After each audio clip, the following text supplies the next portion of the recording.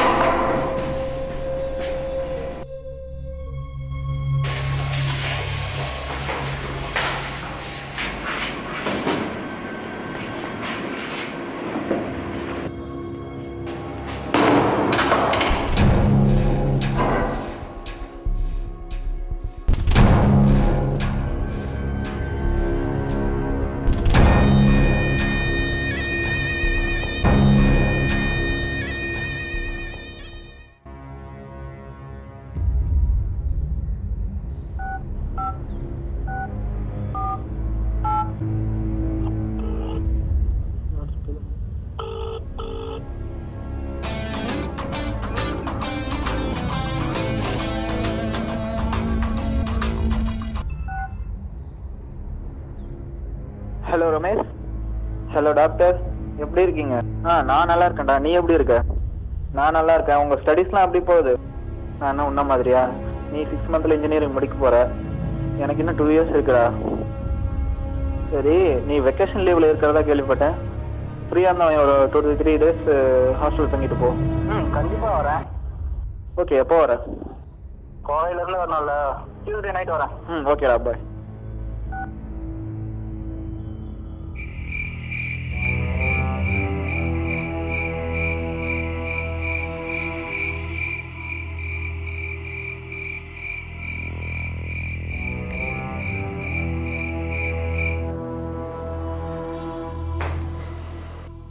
ரமேஷ், ஏன் இவ்வளோ லேட்டு? வர வழியில் ட்ரெயின் மிஸ் பண்ணிட்டேன்டா, அதான் இவ்வளோ லேட்டு. சரி, நீ ரொம்ப டயர்டாக இருக்க, போய் ஃப்ரெஷ் அப் பண்ணிட்டு வா.